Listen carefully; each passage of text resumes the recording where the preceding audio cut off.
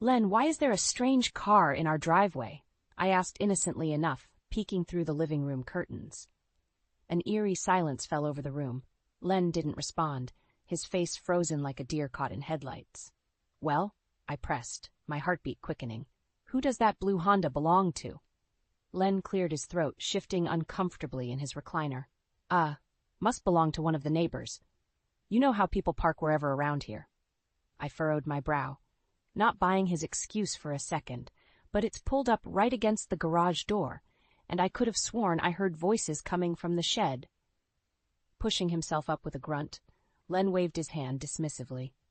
You're hearing things, dear. I'm going to run some errands. We're out of milk and... Marching towards the back door, I cut him off. Not so fast, mister. We're getting to the bottom of this right now. I flung open the door and stepped outside, the hot summer sun beating down. Len reluctantly followed behind as I made a beeline for the shed, steeling myself for what I might find. With a trembling hand, I pulled open the shed door. The sight before me sucked the wind right from my lungs. There she was, a young, attractive woman, frantically pulling her dress back on as she sat on an overturned bucket, her makeup smeared and hair disheveled.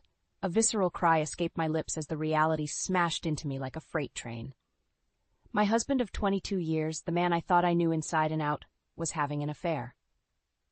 Marla, I can explain, Len sputtered, rushing over with panic in his eyes. I recoiled from his touch, feeling as though I didn't recognize this man anymore. Save your lies. How long has this been going on? Who is she? The woman hurriedly gathered her belongings, the tears flowing freely now. I'm so sorry. This is all my fault, she babbled as she rushed out of the shed, heading straight for her car. Hey, we're not done here, I shouted after her retreating figure. But it was no use. She peeled out of the driveway in a cloud of dust and squealing tires, leaving me alone with the man I once trusted above all else. Len slumped against the shed and slowly sank to the ground, burying his face in his hands. Please, let me try to make this right. Kara meant nothing. It was just a stupid fling. A fling? I spat, feeling the bile rise in the back of my throat. We're supposed to be partners, for better or worse. But you've made a mockery of the most sacred vow two people can make. How could you do this to me? To us? Len opened his mouth to respond, but I held up a hand, silencing him. I couldn't stand to hear any more lies and half-truths at that moment. With tears stinging my eyes, I turned and headed back towards the house, feeling like I didn't recognize this man or my life at all anymore. My world had fallen apart in an instant, and the reality, as ugly and painful as it was, finally came into focus. The sparkling veil of my marriage had been violently ripped away. The life I thought I had was nothing more than a carefully orchestrated illusion. I spent that night lying awake, my mind spinning with a million thoughts as the devastating scene replayed over and over. How could Len, the supposed love of my life, do something so despicable? So cruel? As the sun peeked through the curtains the next morning, I turned to look at the empty space on the other side of the bed. Len hadn't come home after storming out of the house the previous day. Truthfully, I wasn't sure I even wanted him back. My head throbbing, I forced myself up and padded into the kitchen, hoping a strong cup of coffee might snap me out of this waking nightmare. The house felt eerily quiet without Len's usual whistling and humming as he got ready for work. I don't know why I allowed myself to be blindsided like this. Looking back, the signs were all there. I just didn't want to see them.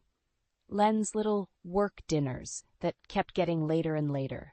The excessive spending and shopping trips he tried to hide. Those work conferences in different cities every few months where he traveled alone. I felt like such a fool for buying into the facade, for believing the lies and half-truths he so expertly fed me for who knows how long.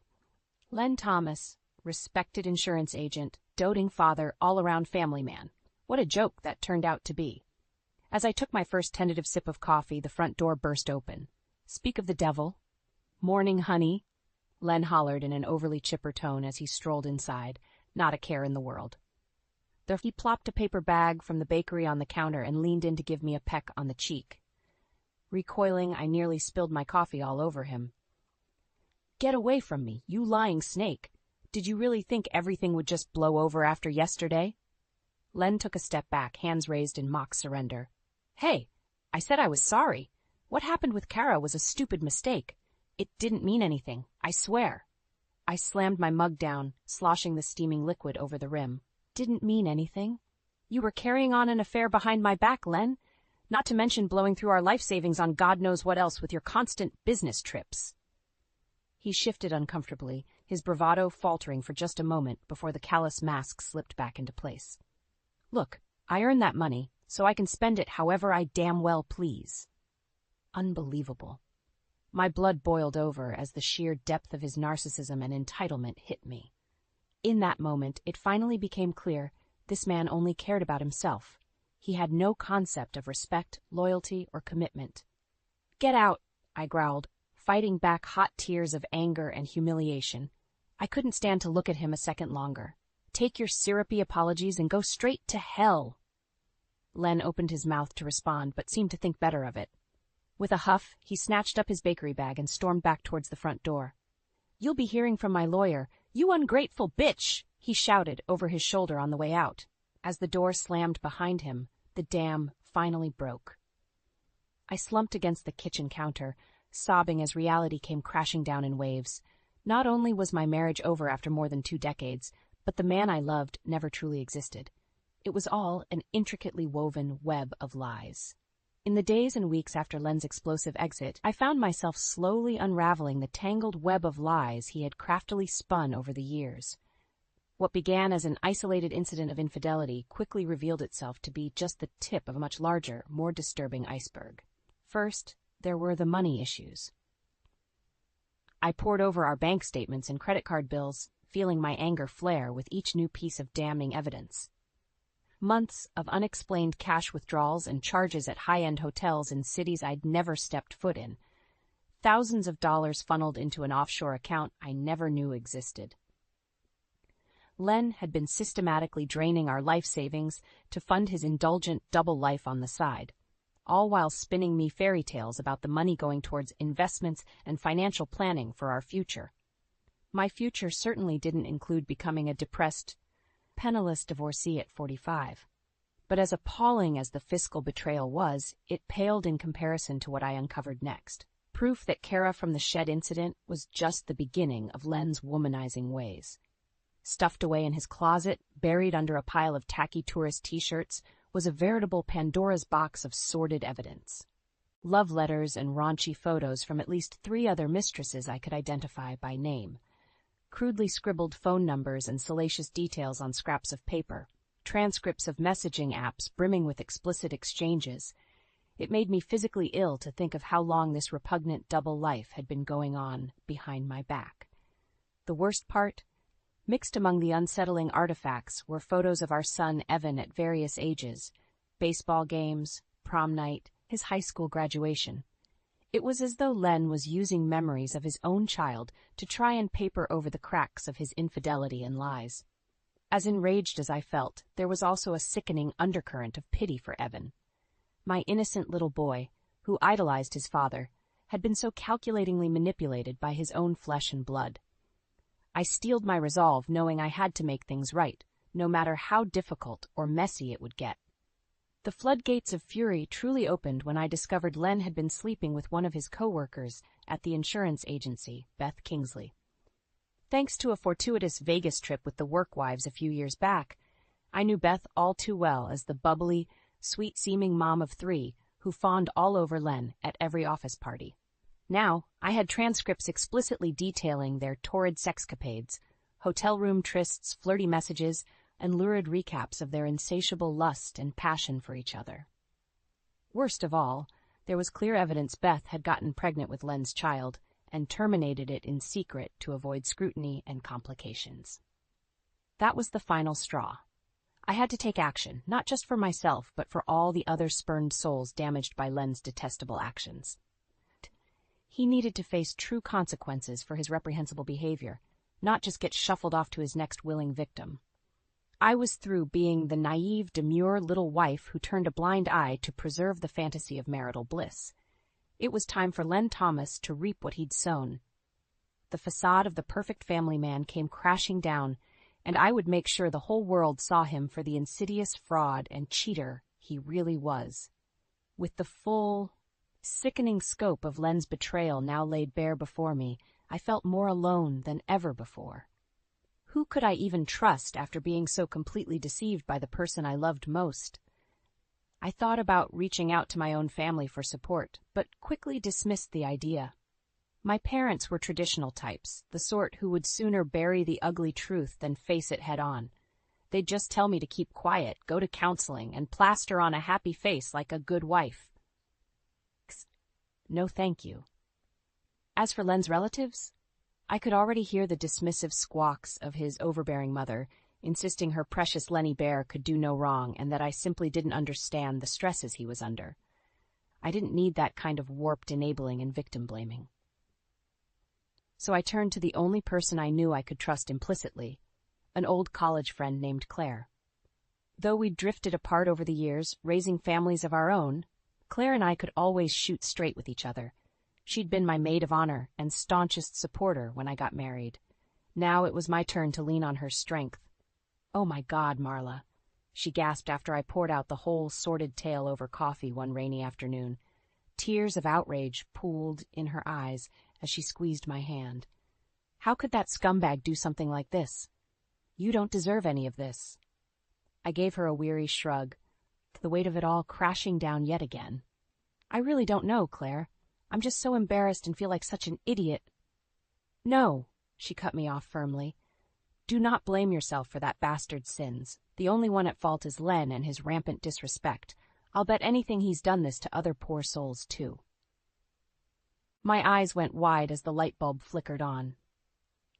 Of course, Len's insatiable appetite for new conquests surely meant I wasn't the only one suffering his deceitful ways. If I could just find others in my position, maybe we could take him down once and for all. Without saying another word, I pulled out my laptop and started furiously typing out messages to ex-classmates, neighbors, fellow military wives, anyone who might potentially cross paths with the charming, yet soulless creep known as Leonard Thomas. Before long, the responses started trickling in. Stories of being cruelly misled, belittled, or pumped for money under the guise of business investments. Some brave women even laid bare their most intimate violations at Len's calloused hands. It made me sick, but also strengthened my resolve for justice tenfold. "You see what a cesspool we've stumbled onto?" I murmured grimly at Claire as we read each new confession. "That sick, twisted man has left a wake of broken lives in his path." Claire pursed her lips, eyes narrowed with fierce determination. "No more. We're going to stop this once and for all." Within days, the trickle had become a flood of outrage and anguish from women near and far, all united by the same experience of being cruelly manipulated by Len Thomas.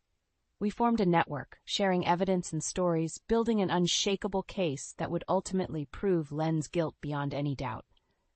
For the first time in forever, I didn't feel so alone and powerless in the face of such devastating betrayal.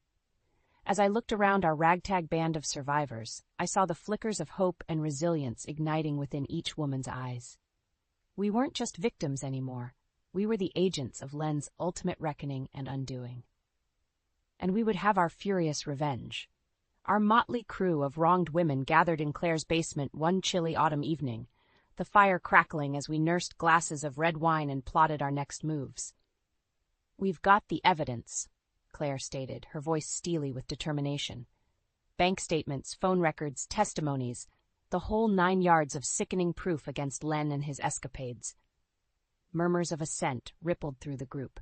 A few women shifted uncomfortably on the well-worn couches, haunted looks clouding their eyes. We'd all shared our shocking tales over the past weeks, each seeming more depraved than the last. But how can we make sure he actually faces real consequences this time? Tara, one of the younger members, spoke up hesitantly. She twisted a friendship bracelet around her wrist, a nervous tic I'd noticed whenever she recounted Len's salacious sexual coercion. What's to stop him from just moving on to the next town and starting over like none of this ever happened? A heavy silence fell over the room as we all considered the harsh truth of her words. Len was an expert linguist, fluent in lies, manipulation, and deceit. He could easily slither his way out of any corner we boxed him into, unless we went for the jugular. "We hit him where it hurts most," I said, gripping the arms of my chair. His money, his career, his precious reputation in this community he's toyed with for decades. Nods and murmurs of approval met my suggestion. I could see the fire sparking behind each woman's eyes, burning away the cobwebs of doubt and insecurity that had kept us entangled in Len's web for far too long. We take all our evidence, every incriminating letter, photo, and illicit recording of his misdeeds, and we plaster it on the front pages. We shove it in the faces of his bosses at the insurance firm, his co-workers, our friends and neighbors. We make sure no one in this town can turn a blind eye to the abhorrent reality of who Len Thomas truly is. Smiles grew wider as I spoke, building up momentum. We were no longer powerless, no longer forced to suffer in silent shame while he carried on unchecked. For too long, Len had controlled the narrative, painting himself as the well-intentioned family man while lying straight to our faces. Now it was our turn to dictate the story and expose him for the immoral, self-serving scumbag that he was. We hit up every community gathering, every church social, every public event with our proof, Claire declared, rising to her feet. Let him try and hide or deflect when we bear it all for the world to see. A chorus of cheers and clinking glasses filled the air as the pieces fell into place. We spent the next few hours strategizing and preparing the final steps, channeling our fury and disgust into cold, calculated determination. By the time the last log was consumed by the sputtering fireplace, we had our battle plan traced out to the letter. The stage was set for the ultimate takedown. There would be no more second chances, no more benefit of the doubt for Len Thomas. He'd created this grotesque reality through deeds, lies, and callous disregard for anyone's well-being but his own. And now he would be forced to reckon with the full consequences in front of everyone. I caught my own reflection in the darkened window pane and did a double take. The woman staring back at me was gripped with a ferocious hunger for justice and payback that was both exhilarating and chilling. Len had awoken a merciless force within me, one I never could have imagined existed under the surface. By the time we were through with him, he would know what it felt like to have his life ripped apart by deceit and betrayal. There would be no escape, no reset button to salve his constantly growing trail of destruction. He'd made his choices, and now the world would see them laid bare for what they truly were. The annual Oakwood Community Fundraiser was always a big to-do in our little suburb. A full day of food trucks, games, music, and mingling, all in the name of supporting local schools and charities. A week ago, I would have been front and center helping to organize it all as I did every year. But today, my sole focus was ensuring Len's reckoning played out on the biggest stage possible in front of everyone he'd spent decades deceiving. "Are you ladies ready?" Claire asked in a low voice as we clustered behind the main pavilion, sending a final flurry of messages on our phones. "This is our one shot to pull this off." I took a deep, steadying breath, looking around at the determined faces surrounding me. Pamela, a lawyer's wife who loaned us the projector we'd be using. Kendall, who printed out hundreds of flyers outlining the ugly particulars of Len's transgressions. Jessica, whose tech expertise would ensure our video evidence played without a hitch. We were a united front, an army of the wronged who had been pushed too far, trampled on by one man's bottomless pit of narcissism and infidelity. Today the debt would finally be paid. "Let's do this," I said with a grim nod. Our plan was simple, yet brutal. First, we would circulate through the crowd and hand out flyers detailing the tip of the iceberg. Len's affairs, lies about his work obligations, the mistress he was canoodling with in our very own backyard. Let the gossip and whispers reach a fevered pitch. Then, once enough eyes were focused on the main stage, we'd hijack the AV setup under the guise of an important community safety message and unload the full bombshell. Videos, emails, chat logs, phone records, hard evidence of Len's depraved manipulation, gaslighting, and financial treachery spanning years. The receipts, as the kids call them. Finally, once the proverbial bomb had been detonated, Pamela would take the stage and invite every last one of Len's victims to bravely share their unvarnished stories. No more secrets. No more carefully curated veneers. This was about laying it all out in the harsh light of day, no matter how ugly it got. I felt my stomach churning as our group dispersed, Kendall and Jessica taking their posts handing out the flyers. Deep breaths. You can do this, Marla. Striding towards the entrance with more confidence than I actually felt, I caught sight of my target. Len perched at one of the beer gardens, his arm draped idly around a young, overly made-up woman I didn't recognize. Of course, he just couldn't help himself, even after the devastation his actions had wrought. Seething, I shoved the incriminating flyers towards him, practically snarling as I spoke through gritted teeth. You should really take a look at these, Len. He glanced down at the damning evidence splayed before him, his face quickly draining of color. What the hell is this? Your reckoning, I spat back, wheeling away before he could respond. As I stalked back towards the staging area, I could already feel the rumbles of shock and outrage rippling through the crowds. The tendrils of doubt about Len's true nature were rapidly spreading through every nook and cranny like insidious vines, and that was before the full reveal. By the time we hijacked the AV system, Pamela's stern baritone voice ringing out over the speakers, hundreds of eyes were already locked on the towering projection screens. Neighbors, co-workers, parents of our kids' friends, they all watched in stunned silence as a cavalcade of incriminating videos and evidence poured forth. Len's confidently barking orders at his mistress during a dirty video chat, right alongside timecodes proving he was on a business trip at the time. Itemized statements showing thousands siphoned into private accounts to fund his sex vacations and indulgences.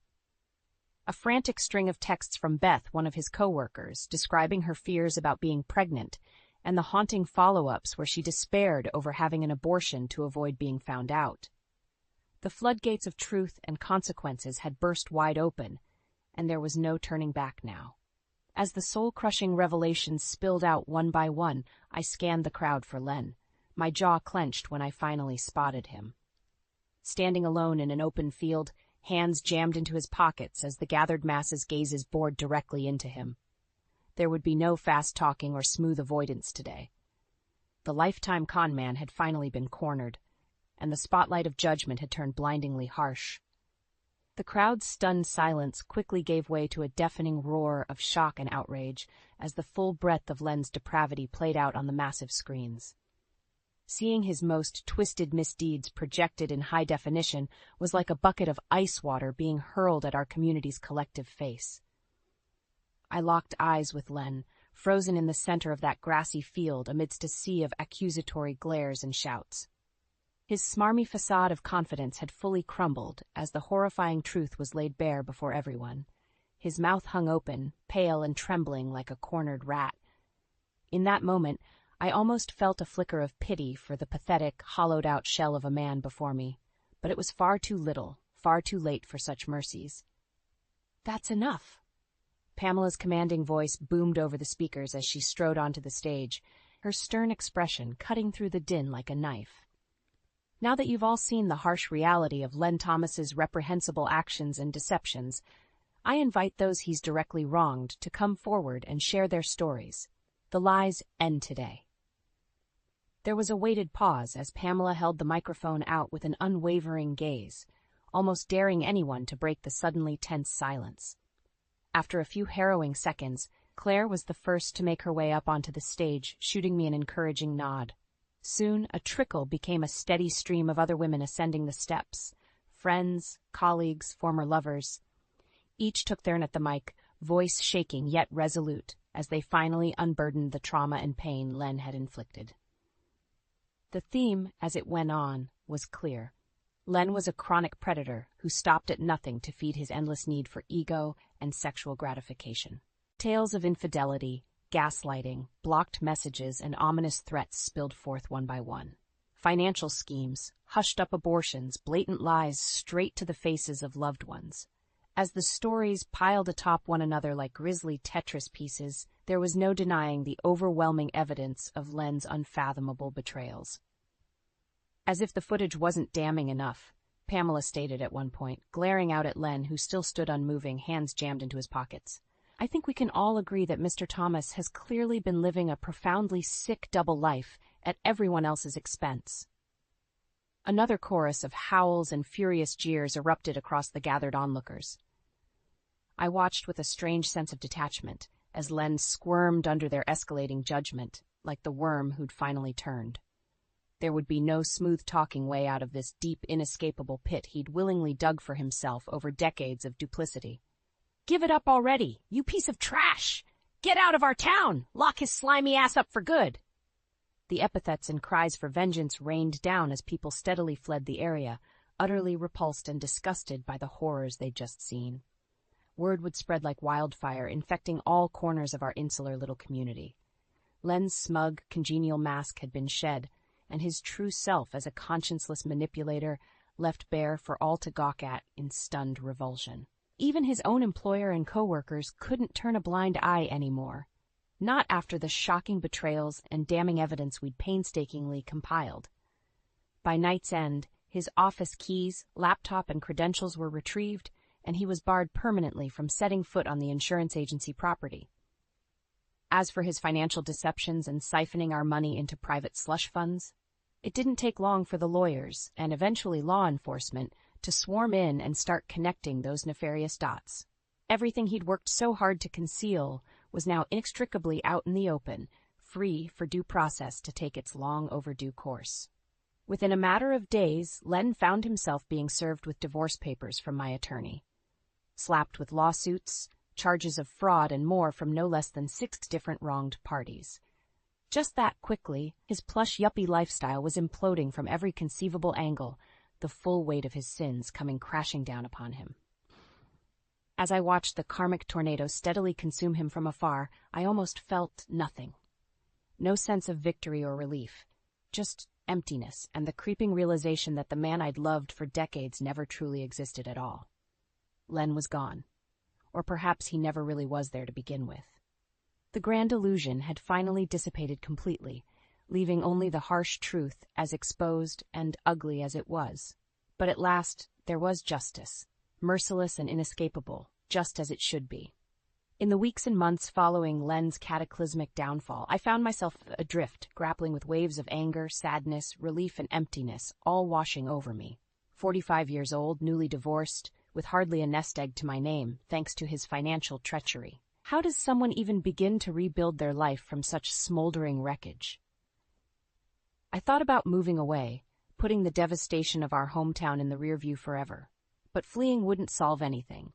As my new friends helped me realize, true healing could only begin once I confronted the innermost demons and fears that Len had exploited all those years.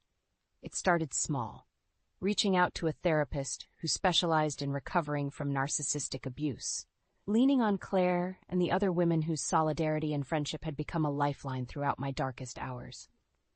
Reclaiming little indulgences for myself that Len had always criticized or outright denied, like getting my hair done or taking a weekend hiking trip with no schedule or demands.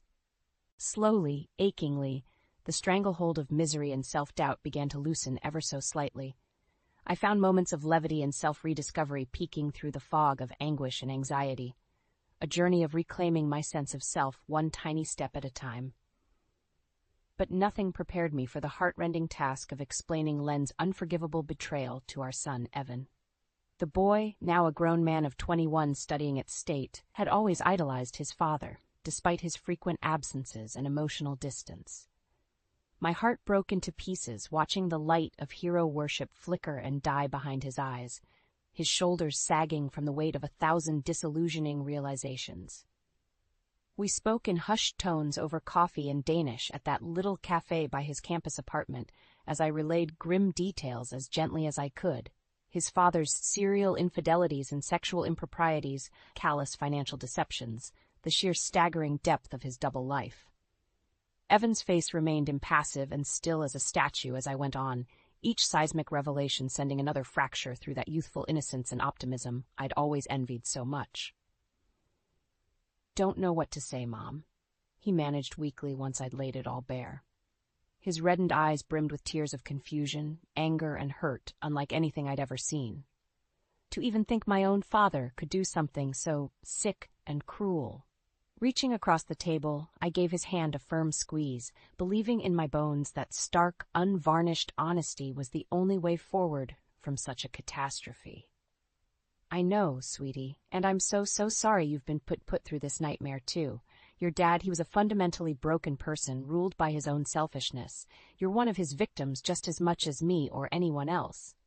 My heart clenched as Evan's lower lip began to tremble, his stoic facade crumbling as hot tears cut tracks down his cheeks. I quickly pulled him into a fierce embrace, cradling his tall frame as sobs racked his body.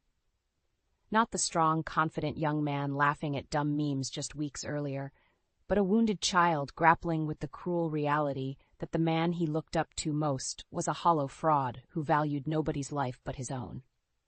As I gently rocked him, rubbing soothing circles on his back, I doubled down on my vow from that first fateful day to fiercely protect my son from the caustic emotional poison Len had injected into our family unit. If it took years of dedicated therapy or professional guidance to undo that insidious damage, so be it. No more half-truths or papering over the ugliness to preserve messed-up notions of keeping a happy facade. Evan and I would confront and process every ounce of Len's depravity and betrayal head-on, no matter how painful, until we regained the unshakable bond of trust and support he'd so callously violated with his deceptions. As the now familiar pangs of fury mixed with heartbreak flowed through me again, I gently extricated myself and looked my son squarely in the eyes, cupping his face in my hands. "I promise you, Evan, we're going to get through this together and come out stronger on the other side. That man's evil will not define who we are or how we move forward from here." His brow knit with resolution. He gave a slow but emphatic nod. "You're right, Mom. We'll heal. Just don't ever shut me out again, okay? I need you now more than ever." I pulled him into another fierce hug, feeling more reinvigorated and purposeful than I had in forever, as the first crucial steps of our new beginning started to come into focus, a path by uncompromising truth, no matter how ugly or painful, fully peeling away Len's insidious mask and banishing its withering stain once and for all. A righteous cleansing, not just vengeance for vengeance's sake, but purposeful self-preservation and reclamation of our autonomy. With Evan by my side, I knew our journey would be long and arduous, but no longer would we compromise what was right in the face of such sickening depravities. We were drawing our own map forward this time, scars, emotional wreckage, and all. Our destination was healing, even if the roads were still hidden from view. But one thing was now etched in stone. There would be no more lies, no more shying away from ugly truths. The slate had been wiped brutally clean, and it was time to rebuild something brand new, out of the ashes.